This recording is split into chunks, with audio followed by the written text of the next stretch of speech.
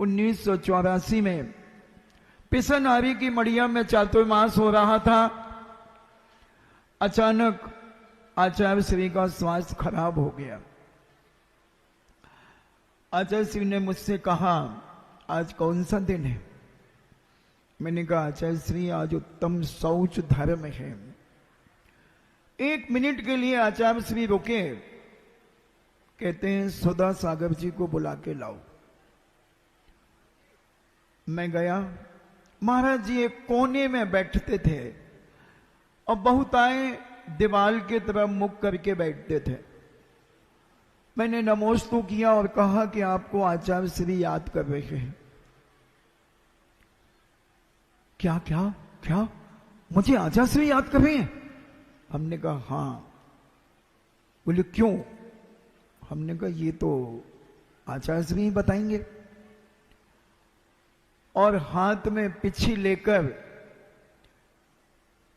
ऐसे जा रहे हैं, पिछी कप रही है। क्या पता क्यों बुलाया। और जब नमोस्तु करके बैठे तो आचार्य श्री ने कहा, सुधा सागर जी आज उत्तम शौच धर्म है जी, तो तुम्हें प्रवचन करना है। मैं नहीं करूंगा, मैं नहीं करूंगा। आचार्य श्री कहते हैं फिर कौन करेगा? तुम्हें क्यों दीक्षा दी मैंने? जाओ उत्तम शौच धर्म पर प्रवचन करो। सारी जनता इंतजार कर रही थी कि आचार्य श्री आएंगे। और जब सुधा सागर जी मंच पे पहुंचे, तालियां बजी,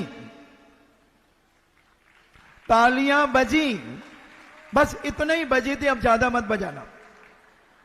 इतनी ही बजी थी क्योंकि मैंने अपने सगे कानों से सुनी थी और सगी आंखों से देखी थी। अब इसके बाद मैं अभी बजवाता हूं।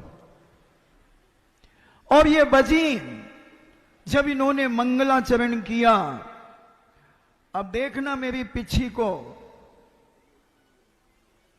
मैं शंकर कंकर बना,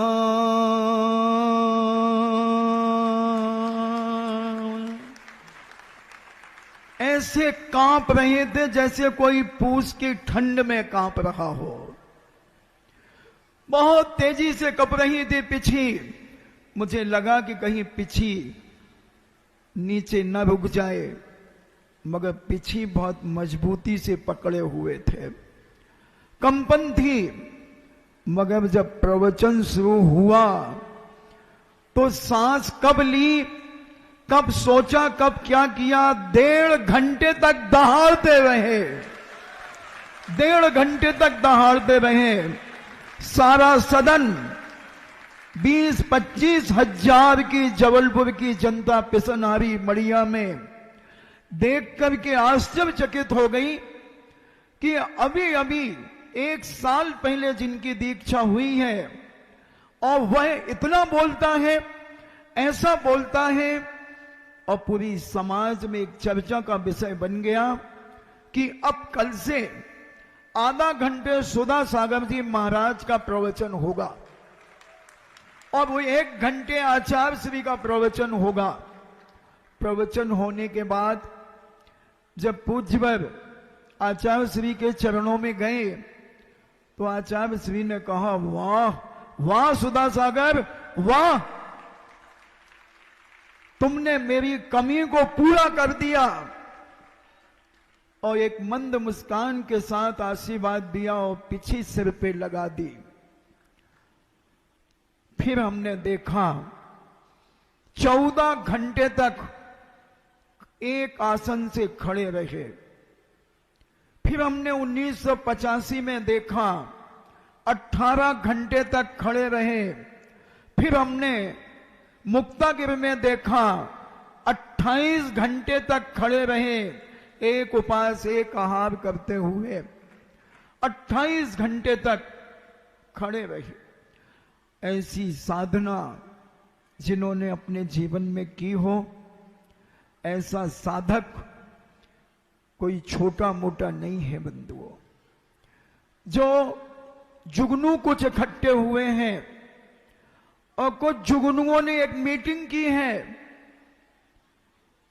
जब एक जुगनू के बुजुर्ग जुगनू ने पूछा कि मुद्दा क्या है मीटिंग करने का, तो सारे जुगनुओं ने मिलकर के कहा कि ये सूर्य की रोशनी को कम करना हमारा मुद्दा है।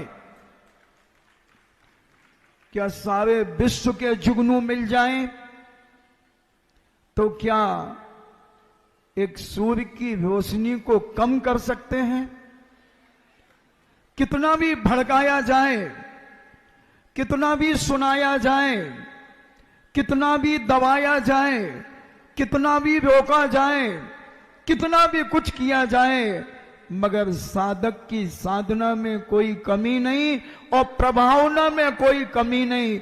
सारी दुनिया इस चीज को जानती है कि आज सुधा सागर अगर नहीं होते तो दिगंबर जैन धर्म की इतनी प्रभावना नहीं होती। बंधुओं,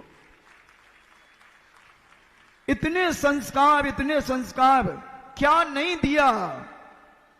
प्रत्येक व्यक्ति अपने जीवन में दीक्षा दिवस को उपकार दिवस माने। महाराज तो मानेंगे ही मानेंगे, अपना गुरु कृपा मानेंगे, मगर हम सबका यही कर्तव्य है कि हम अपने जीवन में उपकार दिवस माने। मैं नहीं समझता कि दुनिया में बहुत सारे संत हैं, सरकारी आंकड़े पर सभी दर्शनों के संतों को मिलाया जाए तो 90 लाख संत लगभग माने जाते हैं, मगर दिगंबर जैन धर्म में संतों की संख्या एलक छुल्लक आरिकाएं आचार्य उपाध्याय साधु सारे मिला लिए लाए तो लगभग 1600-1700 होते हैं। सुधा सागर ये चैनल वाले भी बताएंगे, चैनल वाले भी बताएंगे, जिनवाणी चैनल बताएगा, आदिनाथ चैनल बताएगा, पुण्योदय बताएगा कि अगर जितनी सबसे ज्यादा अगर क्या बोलते हो टीआरपी अगर प्राप्त होती है इन संस्थाओं को तो सुधा सागर जी के नाम से होती है। बंधुओं, हजारों लाखों आदमी, हमारा जिनवानी चैनल कहता है मुझे तो पुण्यार्जक की भी जरूरत नहीं है, मेरे पास इतनी टीआरपी आती है कि मैं जीवन भर फ्री चलाऊंगा क्योंकि मेरे पास इतनी टीआरपी आती है। और टीआरपी क्यों आएगी दोस्तों? जब इनके फॉलोवर होंगे तभी तो टीआरपी आएगी। इनको सुनने वाले, इनको देखने वाले जब दुनिया में होंगे तभी तो ये टीआरपी आएगी। लोग कहते हैं कि सुधा सागर जी इन विरोधियों को जवाब क्यों नहीं देते। तो मैं आपसे कहना चाहता हूं, आपने रविन्द्रनाथ टैगोर का नाम सुना होगा।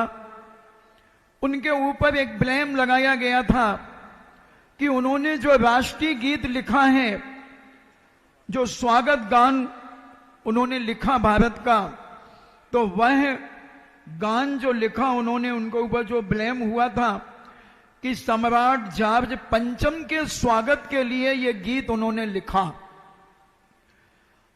और ये काफी जो पूर्वाग्रही थे, जो अज्ञानी जीव थे, उनकी ऐसी धारणा उस समय हुई। तब रविन्द्रनाथ टैगोर से कहा कि इनको जवाब दीजिए। तब रविन्द्रनाथ टैगोर ने कहा कि मैंने सम्राट जॉर्ज पंचम के स्वागत गान के रूप में इस गीत की रचना नहीं की।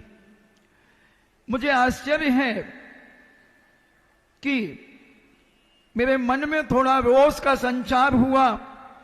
शाश्वत मानव इतिहास के युग में धावित पदकों के चिर साथी कहकर मैं किसी चतुर्थ या पंचम जॉर्ज की स्मृति का मैं स्वागत कैसे कर सकता हूं? और यह निकृष्ट मूर्ता मेरे मन में होने वाले, जिन्हें संदेह हो, वैसे लोगों को मैं जवाब देने में अपना अपमान समझता हूं। ये रविन्द्रनाथ टैगोर ने कहा। बंधुओं, तो ऐसे ही हमारे पूज्य मुनि श्री इस चीज का जवाब क्यों नहीं देते? क्योंकि वो अपना और अपने धर्म का अपमान समझते हैं। क्योंकि ये सत्य है। सत्य बंधु एक अलौकिक होता है, सत्य का कभी स्पष्टीकरण करने की जरूरत नहीं होती। मैंने देखा, एक घटना मैंने सुनी थी कि एक युवा का मर्डर हो गया और जब उसका मर्डर हुआ, तहलका मच गया पूरे नगर में। पुलिस चिंतित हो गई कि इस मर्डर की खोज कैसे की जाए, कैसे की जाए। और चारों तरफ से उन्होंने 1-4 की गार्ड, गुप्तचर विभाग सारा का सारा चारों तरफ से लगा दिया, मगर उसकी खोज नहीं हुई। वह एसपी डीएसपी जो भी होंगे पूज्य मुनि श्री के पास आए और उनसे पूछा कि महाराज क्या करें, मेरा तो इज्जत दांव पे लगी है। महाराज ने कहा देखो नजदीक कौन है, जो नजदीक है उस परिवार के, उसी व्यक्ति ने यह कार्य किया होगा। तब खोज की गई। एक और युवा फूट फूट करके रो रहा था और इतना हितैषी बन रहा था सबका, इतना हितैषी बन रहा था, और पुलिस की निगरानी उस पर हो गई। अर्थी उसने बांधी, अर्थी की सारी सामग्री वह लाया और ऐसे रो रहा कि घर के लोग भी इतना विलाप नहीं कर रहे हैं। हर आदमी सोच रहा है इसको बहुत गम है, बहुत गम है, मगर जब पकड़ा गया तो उसी ने उसकी हत्या की गई थी। बंधुओं, ये षड्यंत्र जो दूसरों की टोपी दूसरे पर पहनाने का जो प्रयास करते हैं, दुर्योधन ने भी तो यही किया था। क्योंकि जब कोई किसी से चिढ़ जाता है तो वह बदला लेने के भी कई तरीके होते हैं दोस्तों, कई तरीके हैं। बहुत सगा और नजदीक बनकर के भी बदला ले लिया जाता है। दुर्योधन ने जब अपनी वृद्धावली को सुना कि मेरी वृद्धावली कौरवों से सैकड़ों पीढ़ी से दुखी है, तो कौरवों का विनाश कैसे किया जाए, कौरवों का विनाश कैसे किया जाए, तब उसने अपनी वैष्णो दर्शन के अनुसार, तब उसने अपनी सगी बहन गंधारी एक सूरदास के हाथों सौंप दी। एक सूरदास से शादी कर दी। क्या उद्देश्य था शादी करने का? क्योंकि मैं इसे बहनोई बना लूंगा और इससे होने वाली संतान मेरा कहना मानेगी, क्योंकि मामा और भांजे की दोस्ती जगत प्रसिद्ध है। और उस गंधारी के बेटों से शकुनी ने अपनी बहन दी, और शकुनी जब वो भांजे हुए तब उसने साठ गांठ करके वो पूरे वंश को मिटा दिया। आज कौरव का नाम लेने वाला भी कोई नहीं है। तो कुछ ऐसे लोग भी होते हैं जिनकी सत्ताएं छिन जाती हैं, जिनकी पद और जिनकी सुविधाएं इनके पास से हट जाती हैं। तो फिर ये नहीं देखते कि अनंत भगवान है या सिद्ध भगवान है या आचार्य है या उपाध्याय या साधु है, या उनका भी मिटाने का प्रयास करते हैं बंधुओं। और ऐसे षड्यंत्र रच के और किसी दूसरे के ऊपर थोपने का प्रयास करते हैं, क्योंकि नजदीक होकर के और जो अज्ञानी हैं, जो सत्य के स्वरूप को नहीं समझते, वह उनकी बात पर विश्वास कर लेते हैं। विश्वास है बास का विश्वास में बास है विष का, आशा में छुपी है निराशा, शब्दों के संग न बहना, सुन लो मेरी बहना। इसलिए हर चीज की गहराई में जाने का प्रयास करो, समझने का प्रयास करो। और कुछ लोगों की कसाई है कि मैं संग को भी मिटा के रहूंगी। अभी उन अज्ञानी जीवों ने प्रतिष्ठा पाठ को नहीं पढ़ा। अगर प्रतिष्ठा पाठ पढ़ लें तो प्रतिष्ठा पाठ में सब कुछ दिया हुआ है कि किस प्रकार की प्रतिमा जी की स्थापना करने पर क्या प्रभाव पड़ता है। पढ़ना चाहिए। अभी पूज 1990 में आचार्य श्री के सानिध्य में पथरिया में एक पंचकल्याणक होना था, तो आचार्य श्री ने महाराज श्री से कहा, सुधा सागर जी जब आप प्रतिमाएं देख लो। तो महाराज ने कहा जी और महाराज ने जब प्रतिमा देखी तो एक प्रतिमा में दाग था। महाराज ने कहा आचार्य श्री इसको सूर्य मंत्र नहीं देना, इसका प्रभाव बहुत गलत पड़ेगा। और वह हटा दी गई। तत्काल दूसरी प्रतिमा आई, मगर 6 महीने बाद उन प्रतिमा जी का पुनः पंचकल्याणक हो गया। अब उस परिवार के 3 या 2 भाई मरण को प्राप्त हो गए, क्योंकि प्रतिमा का दोष किसी को नहीं छोड़ता। हम किसी पे ब्लेम लगाएं, ये हमारी अज्ञानता का प्रतीक है, हमारा बहुत छोटा सोच है। इसलिए हमारे संत महंत कहते हैं कि 12 तपों में स्वाध्याय को भी एक तप कहा गया है, अंतरंग तप। साधु के लिए अंतरंग तप कहा विशेष रूप से। तो मैं तो कहता हूं कि प्रतिष्ठा पाठ हर साधु संतों को पढ़ना चाहिए कि कौन सी मूर्ति की गलती होने से क्या प्रभाव किसके ऊपर पड़ता है, यह सारी खोज करना चाहिए और पढ़ना चाहिए। तो हम समझें, इस सत्य को समझ सकते हैं, जान सकते हैं बंधु, और अपनी कसायों को भी हम शांत कर सकते हैं। इसलिए जुगनुओं से मैं कहना चाहता हूं कि मेरे भारत में रहने वाले जुगनुओं, तुम सलामत रहो, मगर तुम 100 जन्म रखने के बाद भी सूरज की रोशनी को कभी कम नहीं कर सकते, कभी नहीं कर सकते। तुम सारे जुगनू मिल जाओ, विश्व के जुगनू को इकट्ठा कर लो, विश्व के जुगनुओं को भी इकट्ठा कर लो, मगर वो जुगनुओं की औकात कहां है कि जिसने अपने जीवन में सौगात खाई है कि मैं तीर्थों की रक्षा करूंगा और तीर्थों के निर्माण भी कराऊंगा। इतने तीर्थ बंधुओं, कई लोगों के मन में पेट में दर्द होता होगा, मन में भी फीलिंग होती होगी, इतने तीर्थ, इतने तीर्थ क्यों? क्योंकि आज हमारे जो प्राचीन तीर्थ हैं बंधुओं, उनकी हम वंदना करने जाने में आज बहुत परेशानियों का सामना करते हैं। श्री सम्मेद शिखर में भी परेशानियां उत्पन्न हो गई हैं, गिरनार जी में भी परेशानियां उत्पन्न हो गई हैं, पावागढ़ में भी परेशानियां उत्पन्न हो गई हैं। अगर हमारे ये प्राचीन तीर्थ क्षेत्र चले जाएंगे तो हमारी युवा पीढ़ी कहां जाएगी? 5 स्टार होटलों में जाएगी, 7 स्टार होटलों में जाएगी, दुनिया के पाप और अत्याचार करेगी। और जब नए क्षेत्रों का निर्माण होगा तो वहां जाकर के अपने जीवन को वहां धन्य करेगी, वहां की वंदना करेगी।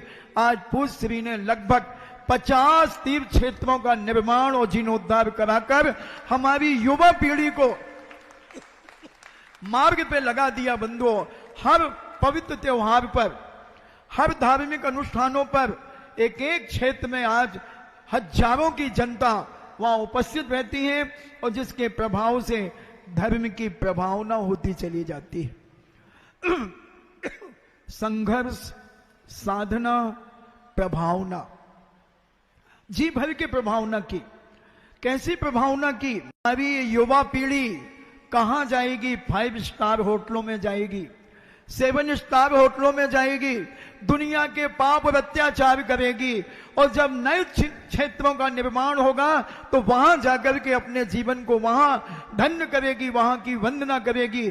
आज पूज्य श्री ने लगभग 50 तीर्थ क्षेत्रों का निर्माण और जीर्णोद्धार कराकर हमारी युवा पीढ़ी को मार्ग पे लगा दिया। बंधुओं, हर पवित्र त्योहार पर, हर धार्मिक अनुष्ठानों पर एक एक क्षेत्र में आज हजारों की जनता वहां उपस्थित रहती है और जिसके प्रभाव से धर्म की प्रभावना होती चली जाती है। संघर्ष, साधना, प्रभावना, जी भर के प्रभावना की। कैसी प्रभावना की? सामने तक की प्रभावना नहीं है बंधुओं, कि जिस नगर में महाराज जहां रहते हैं वहां तक, अरे इनके जाने के बाद तक प्रभावना, और इनके, मैं तो कहता हूं इनकी समाधि के बाद भी सुधा सागर का नाम ऐसे ही चमकेगा जैसे आचार्य विद्यासागर जी महाराज सूरज से चमकते हैं, ऐसे इनका भी नाम उनके साथ में चमकता रहेगा। उनके ही संस्कार तो हैं इनके पास में। क्या नहीं दिया? एकांत पक्ष का बोलबाला, बहुत तेजी से था बंधुओं। 1996 में जब हम जयपुर जा रहे थे तो हमसे लोगों ने कहा कि महाराज क्या करेंगे सुधा सागर जी महाराज जयपुर जाकर के। मैंने कहा क्यों? बोले वहां एक संत का गढ़ है, गढ़ है। तो मैंने कहा कोई बात नहीं, हम लोग वहां कमरे में बैठ कर के स्वाध्याय करेंगे। और बोले कांजी पंथ का इतना प्रभाव है महाराज जी, सब उसी तरफ झुके हुए हैं। मैंने कहा कोई बात नहीं, हमारे महाराज में अगर साधना में दम होगी, उनके ज्ञान में दम होगी, तो अगर कांजी पंथियों को नहीं पलटा दिया तो फिर उनका नाम अपन बोलना बंद कर देंगे। मगर मैंने कहा बेटा अगर पलटा दिया तो फिर हम सुधा सागर नहीं कहेंगे, सुधा को पलटा लो फिर हम धांसू सागर कहेंगे। धांसू सागर, सुधा को पलटा लो वो धांसू सागर हो गए। कोई जोड़ नहीं है बंधुओं, कोई जोड़ नहीं है इनके ज्ञान के सामने, इनकी साधना के सामने, इनकी तपस्या के सामने, इनके चिंतन और मनन के सामने, इनके तर्कों के सामने। आज सारी जिज्ञासा ने सारे विश्व को हिला करके रख दिया। विश्व ने सारी जिज्ञासा के माध्यम से सारे विश्व को एक झंडे के नीचे ला करके खड़ा कर दिया। समाज को जोड़ा, कहां दक्षिण और कहां उत्तर। 1250 किलोमीटर पैदल चल करके महाराज सांगली से बंदो यहां पर आए। क्यों? क्या मिला उन्हें? जो आनंद उनके जीवन में मिला, जो उन्होंने पाया। और पूज्य श्री के आशीर्वाद से पाषाण का पहला मंदिर वहां पे बन रहा परमोदय के नाम से। वह पूज्य श्री की प्रभावना के कारण और आर्ष परंपरा को जीवित किया। दक्षिण और कर्नाटक के लोगों ने, महाराष्ट्र के लोगों ने समझा कि अभी तक हम जिसे आर्ष परंपरा समझ रहे थे वह अनेक प्रकार के कारणों से पूर्ण पवित्रता को प्राप्त नहीं थी। मगर सांगानेर में जब भूगर्भ से प्रतिमा निकाली गई, पूज्य शांति सागर जी महाराज ने 32-33 में निकाली। देशभूषण जी, पूज्य आचार्य देशभूषण जी महाराज ने 71 में निकाली। फिर विमल सागर जी, आचार्य विमल सागर जी महाराज ने निकाली। फिर उसके बाद 1994 में सुधा सागर जी महाराज ने भूगर्भ से यक्ष रक्षित प्रतिमाओं को निकाल करके सारी दुनिया को दर्शन कराए। 1999 में फिर उन्होंने मूर्तियां निकाली और कुछ विशिष्ट और मूर्तियां निकाली। फिर उसके बाद 2002 में चांदखेड़ी से प्रतिमा निकाली। बहुत सारे साधु संत आया करते थे चांदखेड़ी में और कहते थे कि यहां कहीं प्रतिमाएं तो रखी हैं, मगर किसी को रास्ता नहीं मालूम था। अमोलक चंद जी चूना वालों ने महाराज से भी निवेदन किया कि महाराज जी यहां प्रतिमा है। ऐसा हमारे बुजुर्ग भी कहा करते थे। महाराज ने कहा विश्वास क्या है, प्रामाणिकता क्या है। फिर इन्होंने साधना की तो किशन सिंह मणिया जिसने उस मंदिर का निर्माण कराया था, वह महाराज के स्वप्न में आते हैं और कहते हैं महाराज आप डर क्यों रहे हैं। महाराज ने कहा रास्ता कहां है। बोले मैं बताऊंगा। और महाराज ने कहा रात को मैं चलता नहीं हूं। बोले चलिए मैं आगे आगे चलता हूं। और पूरा दिन का प्रकाश और महाराज जी को ले गए। बोले ये दरवाजा है, यहां से आप प्रतिमा निकालना। हम भक्ति के लिए पहुंचे। महाराज ने कहा गंभीर सागर आज ऐसे ऐसा स्वप्न आया है। मैंने कहा महाराज इसका फल तो अति शीघ्र मिलने वाला है, अति शीघ्र। और महाराज ने अपनी साधना शुरू की और आदिनाथ बाबा के यहां बैठकर उन्होंने निश्चित समय करके और भूगर्भ से प्रतिमा निकाली। और जब पूज्य गुरुदेव के लिए गंदोदक बना करके जब वहां भिजवाया तो आचार्य श्री कहते हैं अरे मैंने तो मुनि सुधा सागर भेजा था, ये जादूगर कब बन गया? किसने बना दिया इसे जादूगर? किसने बना दिया इसे जादूगर? सांगानेर की प्रतिमाओं को निकाला, चांदखेड़ी की निकाला। मैं भी चांदखेड़ी गया था, रुक नहीं पाया। मगर ऐसे कैसे इसने जादू कर दिया? ब्रह्मचारी ने कहा कि आचार्य श्री सब आपका आशीर्वाद है। आचार्य श्री ने पुनः आशीर्वाद दिया। बंधुओं, विद्युत परिषद एक कमरे में बैठकर के अपनी मीटिंगें कर लेते थे, मगर पूज्य मुनि श्री के चरण सानिध्य में सुरेंद्र भारती आदि ने जब ये निवेदन किया कि महाराज विद्वानों की कमी होती चली जा रही है और विद्वानों में प्रेम वात्सल्य और एकता की कमी है, तब महाराज के सानिध्य में विद्वानों की मीटिंग हुई और विद्वानों को बैठकर जब उन्हें संबोधन दिया, जिसका प्रभाव कि आज पुनः वह विद्युत परिषद सारे भारत में ख्याति प्राप्त कर रही है। ये सब पूज्य मुनि श्री की देन है। सोनगढ़ का तो क्या सफाया हुआ 1996 में, सारा जयपुर जानता है। वहां के एक अधिष्ठाता के बेटे पूज्य आचार्य श्री के पास गए और निवेदन किया कि आचार्य श्री सुधा सागर जी महाराज जयपुर में बहुत तहलका मचा रहे हैं, बहुत बोल रहे हैं, बहुत बोल रहे हैं। आचार्य श्री नीची मुंडी करके सुनते रहे। 3 बार जब उन्होंने कहा तो आचार्य श्री ने आंख उठा करके कहा, क्या कर रहे हैं? बोले महाराज जी हम लोगों का तो जीना हराम है, बहुत बोल रहे हैं, बहुत सारे लोग कन्वर्ट हो गए हैं। हमारा फेडरेशन था, उसके लोगों ने त्याग पत्र देना शुरू कर दिए हैं। तो आचार्य जी ने कहा भैया बोल तो रहे हैं, आगम विरुद्ध तो नहीं बोल रहे? बोले नहीं नहीं, आगम विरुद्ध तो नहीं बोल रहे। तो फिर महाराज ने कहा जब आगम विरुद्ध नहीं बोल रहे तो मैं क्या बोलूं उनको? एक कोटा के बाबूलाल जी बज थे, कोटा समाज भी बैठी हुई है। बाबूलाल बज हमारा दोपहर को पूज्य मुनि श्री के सानिध्य में स्वाध्याय चलता था, तब वह बाबूलाल जी 20-25 फुट दूर बैठे रहते थे। बुजुर्ग थे, 75 ईयर के, इंजीनियर थे, पढ़े लिखे थे, कांजी के साथ 2 साल जिन्होंने बिताए थे। वो बैठे रहते थे और एक दिन वो हिम्मत करके आए 15 दिन के बाद, ऐसे हाथ बांधकर, और महाराज से निवेदन किया कि आप हमारे प्रश्नों का उत्तर देंगे क्या? महाराज ने कहा बोलो। क्लास छूट गई थी। बोले हमारे पास 13 प्रश्न हैं, अगर 13 प्रश्नों के उत्तर आप दे दें तो मैं मान जाऊंगा। महाराज ने कहा प्रश्न कीजिए। उन्होंने 3 प्रश्न किए, महाराज ने जवाब दिया, फिर कहा कि भाई प्रतिक्रमण का समय हो गया। 3 दिन के अंदर 13 प्रश्नों को समाप्त कर दिया।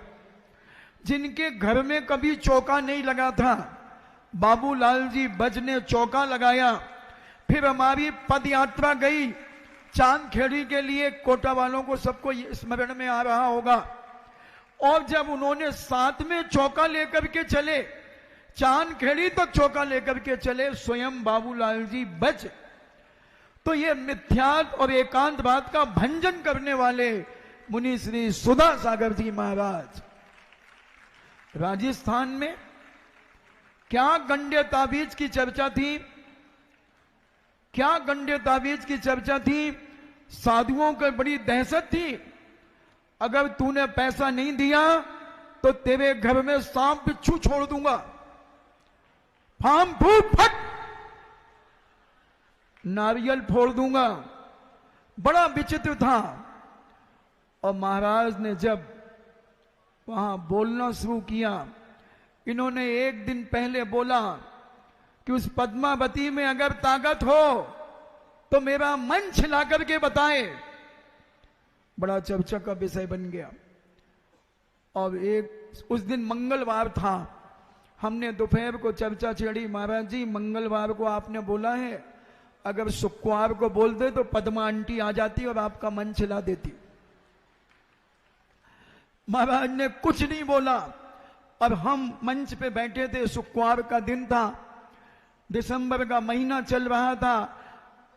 नारायण सर्किल पर, कौन सी कॉलोनी, वो नसिया, भट्टारक जी की नसिया। तो एकदम झोंका आया हवा का, मैं कब गया। तो महाराज कहते गंभीर सागर मंच मत हिलाओ, नहीं तो लोग कहेंगे पद्मा आंटी मंच हिला रही है, पद्मा आंटी मंच हिला रही है। क्योंकि एकदम झटका लगाओ, मन छिल गया तो महाराज कहते हैं पद्मा आंटी हिला रही, लोग अभी ये समझेंगे। बहुत सारे काव्य, किशनगढ़ रैनवाल में पंचकल्याणक था, वहां से बिहार किया। हम लोग एक बैनाड़ क्षेत्र में रुके, बैनाड़ क्षेत्र से कई प्रकार की परेशानियां आई, तो एक सरला जी करके जयपुर में पारसनाथ मंदिर में उन्हें पद्मा आंटी आती हैं। कई के मन में प्रश्न उठ सकता है कि महाराज जी आप आंटी क्यों बोल रहे हैं? ये सब माताएं आंटी से चिढ़ती हैं। आज ही हमारे चौके में एक बहन जी कह रही थी कि प्लीज आंटी मत कहा करो, मुझे दादी कह दिया करो, भाभी कह दिया करो, चाची कह दिया करो। मगर मेरे जमाने में तो इंग्लिश मीडियम वाले बच्चे अपनी सगी मां को छोड़कर हर लेडीज के लिए आंटी कहा करते थे। अगर किसी इंग्लिश मीडियम वाले बच्चों को मैं समझाऊं कि स्वर्ग में देवी देवता होते हैं, वो कहेगा व्हाट, देवी देवता क्या होते हैं? तो उसे फिर कहना पड़ेगा कि जैसे अपने भारत में अंकल आंटी कहते हैं, ऐसे ही वो स्वर्गीय देवता होते हैं, उनके सेंट नहीं होते, उनके बच्चे नहीं होते, तो वो आंटी और अंकल कहलाते हैं, उन्हें स्वर्गीय देवता भी कहते हैं। तो आंटी इसलिए कहा जाता है इंग्लिश मीडियम के बच्चों को समझाने के लिए। तो वहां एक सरला जी ने सारा लोगों को खूब मालटाल लूटा। हमारे जयपुर के लोग जानते हैं, खूब लोगों के कंगन उतराए, चैन उतराई, पद्मा आंटी को दे दो, पद्मा आंटी को दे दो, सबको मालूम है। तो उन्होंने घोषणा कर दी, पूज्य सुधा सागर जी महाराज को पैर में जरा सा उंगली में फ्रैक्चर हो गया, तो डॉक्टर तो 1 मिनट में बेड रेस्ट बताता है। जैसे डॉक्टर के यहां थोड़ा सा कुछ हो जाए तो पहले ग्लूकोज की बोतल लगाएगा सबसे पहले। तो ऐसा उन्होंने कहा फ्रैक्चर हो गया महाराज, 1 घंटे आप बेड रेस्ट करिए। महाराज ने कहा बेड रेस्ट नहीं है मेरे पास कोई, मैं तो पलंग इस पे बैठता हूं तखत के ऊपर। बोले ठीक है, 1 घंटे 7 दिन तक आप बिहान ना करें। और उधर सरला जी को बड़ा अच्छा मौका मिल गया। सरला जी ने कहा कि पूरे भारत की ताकत लग जाए तो सुधा सागर जी महाराज खंडेला का पंचकल्याणक करने नहीं जा पाएंगे। खंडेला जहां खंडेलवाल जैन समाज के उत्पत्ति स्थान है, सीकर जिले में आता है। अब उसमें सूरजमल जी बाबा उसके प्रतिष्ठाचार्य थे। महाराज के पास आए, बोले महाराज जी कैसे क्या होगा? पूनम चंद जी झरिया वाले, आदि महावीर प्रसाद जी पहाड़िया, सारे समाज के प्रतिष्ठित व्यक्ति आ गए। बोले महाराज जी बड़ी समस्या आ गई है। महाराज ने कहा क्या हुआ भाई? बोले हमारे यहाँ सरला जी को पद्मा जी आती हैं, पद्मावती आती हैं, और उन्होंने ऐसे ऐसे घोषणा कर दी है। महाराज ने कहा अच्छा, अब देख लेना वो सच्ची है या मैं सच्चा हूं, देख लेना मैं सच्चा हूं या वो सच्ची है। और महाराज ने बिहार कर दिया, सीधा किशनगढ़ रैनवाल से खाचरियावास शेखावत जो मुख्यमंत्री थे उनके जन्मस्थली पर पहुंचे शाम को। फिर वहां से चले सीधे खाटू श्याम जी, और खाटू श्याम से चले पलसाना, और पलसाना से चले सीधे खंडेला। यानी एक हार जो पलसाना में किया, एक खाटू श्याम में किया, और खंडेला पहुंच गए। लगभग 75 किलोमीटर एक हार में चल करके पहुंच गए। उस समय उस पंच कल्याणक में सारे भारत की खंडेलवाल समाज की क्रीम बैठी हुई थी, सारे भारत के क्रीम बैठी हुई थी। तब घड़ी रखना भैया, नहीं तो इनकी अंधो चूक जाए। यही है इनकी भोजन व्यवस्था। चलो डोंट वरी, बी हैप्पी। और क्या कह रहा था मैं? खंडेला में जब महाराज ने कहा कि ये पंचकल्याणक बड़ा मेहनत के साथ हुआ है, पूज्य गुरुदेव ने आशीर्वाद दे दिया कि जाओ तुम्हें खंडेला जाना है, मगर लोगों ने तो विघ्न डाले ही डाले, देवताओं ने भी विघ्न डाले, देवी देवताओं ने भी विघ्न डाले। जैसे अभी ये पंडाल में देवियां विघ्न डाल रही हैं, ऐसे ही विघ्न उस पंच कल्याणक में डाले। देवता भी कोई एक आध डाल रहा है, तो ऐसे विघ्न डाले। तब महाराज ने पूछा कि भाई मैं ये पूछना चाहता हूं कि मैं जिंदा बैठा हूं या जिंद भर करके बैठा हूं, इस पंच कल्याणक में देवी देवताओं ने भी विघ्न डाले। विचार करें बंधुओं, सुधा सागर जी महाराज को कोई दबाने का प्रयास न करे। जिन जिन ने दबाया उनका जीवन दब गया। जिन जिन ने दबाया उनका जीवन दब गया। और ये तो है स्प्रिंग। आपने स्प्रिंग देखा? मैंने रेलवे लाइन की पटरियों पे मैं जंगल जाता था, तो मैंने देखा कि उस रेलवे लाइन रेलवे डिब्बों के नीचे एक स्प्रिंग होता है, और वह जब थोड़ा सा दबता है और फिर ऊपर उचकता है तो डब्बा भी थोड़ा सा। ऐसे ही ये सुधा सागर महाराज एक इतने हाई पावर का स्प्रिंग है, अगर इनको दबाने का प्रयास किया तो ये और ऊंचे उचकेंगे। कोई माई का लाल ने रोक नहीं सकता बंधुओं, कोई माई का लाल रोक नहीं सकता। एक आचार्य महाराज के निर्देशन पे चलने वाले सुधा सागर जी महाराज, और उन्हीं के आशीर्वाद से आज ये सारा का सारा कार्य करते हैं। संस्कार श्रावक संस्कार शिविर, बहुत सारे लोगों ने अपनी ताकत लगा दी। मुझे तो लगता उनने अपने जीवन की साधना लगा दी कि सुधा सागर जी के संस्कार शिविर में मत जाना। और जहां जहां रोका गया वहीं वहीं से लोग सबसे ज्यादा आए। सबने देखा एक संत के लिए शिवरार्थियों की लघु शंका की दुर्गंध सी आती थी। ऐसा मुझे किसी ने बताया। मैं उस संत से पूछना चाहता हूं कि उस समय तुझे, जब तू गोल्डन ईगल 3X जिन और रम पीता था, तब तुझे किसकी गंध आती थी? अंडे का ठेला देखकर, जैसे अंडे को देखकर मुंह में पानी आ जाता हो, वो क्या है, उसकी औकात क्या है? मैं तो बोलना नहीं चाह रहा था, मगर मुझे बहुत सारे लोग फोर्स कर रहे थे कि महाराज जी हम आपको ही सुनने आए हैं, आपको ही सुनने आए हैं। तो हमने कहा भैया ठीक है। और महाराज क्या बोलेंगे? कोई दूल्हा अपनी बारात में बोलता है क्या? बताओ, अगर किसी की बारात में अपन आए हैं तो दूल्हा तो बग्गी में या घोड़े पर शांति से बैठा रहता है। डांस कौन करता है? जो बाराती होते हैं वो डांस करते हैं, वो सब आनंद मनाते हैं, और दूल्हा तो खोजता रहता है, अपनी मंगेतर के मग्न में लीन रहता है। जे अपनी मुक्ति रूपी रमा में मग्न है कि मुझे मुक्ति रूपी में कमा कब प्राप्त होगी, जो उस चिंतन में है। गुरु जब इन्हें संस्कार दे रहे होंगे वह चिंतन में होंगे। अपन तो सुनते रहो और हम बोलते रहे। तो ये अनेक अनेक बातें हैं, क्योंकि अभी 6 बजे हमारा जिज्ञासा समाधान है, उसको भी हम सुनेंगे। और चर्चा है, पूज्य आचार्य विद्यानंद जी महाराज जब जयपुर में चातुर्मास किया, महाराज के चतुर्मास के बाद, तो लोगों ने उनको महाराज के कुछ प्रवचनों की कैसेट सुनाई गई। उस समय कैसेट चलती थी।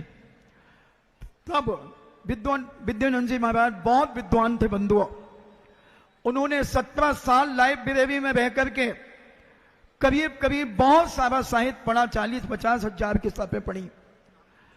तो जब उनसे कुछ लोगों ने उनके कान को भड़काने का प्रयास किया, तब विद्यानंद जी ने 25-40 लोग बैठे हुए थे।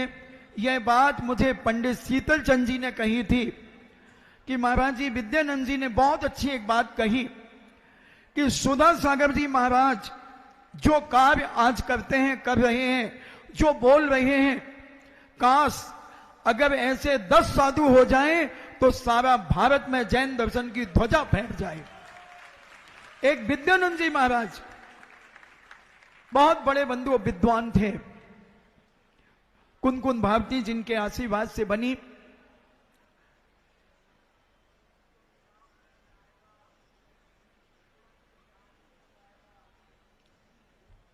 और सांगानेर का संस्थान तो आप सभी जानते हैं, क्योंकि गणेश प्रसाद वर्णी ने विद्वान तैयार किए थे। तब ये सांगानेर संस्थान क्यों बना?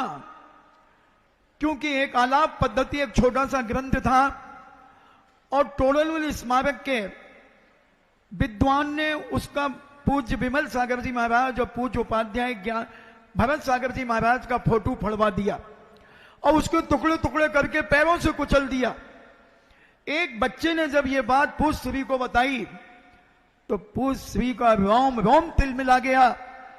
उन्होंने कहा, ये तो हमारे भगवान महावीर स्वामी के मार्ग का अपमान है।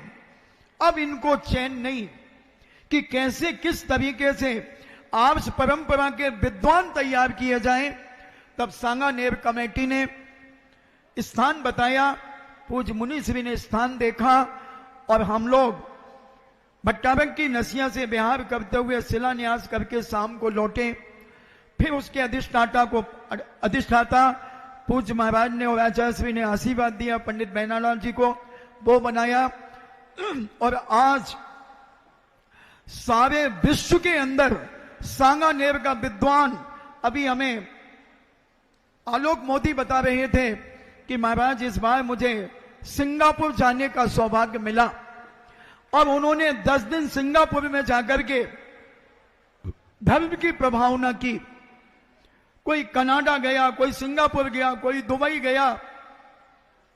तो सांगानेर अगर नहीं होता तो आज एकांतवादियों का पूरा बोलबाल हो जाता। मगर पूज्य मुनिश्री ने सांगानेर को दिया।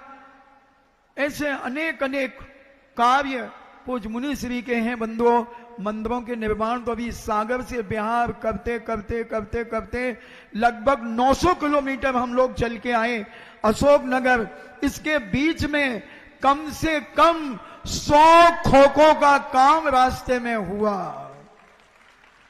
नए नए क्षेत्रों के निर्माण, एक व्यक्ति, हमारे सेठी जी अभी कलकत्ता से आए हैं, इन्होंने एक मंदिर गोसलपुर जो इतना वास्तु से इतना खराब था कि वर्षों पहले हमारे एक सम्मेद सागर जी महाराज साहब हुए, उन्होंने उसका शिलान्यास आदि कराया, मगर उसका कोई प्रोग्रेस नहीं था।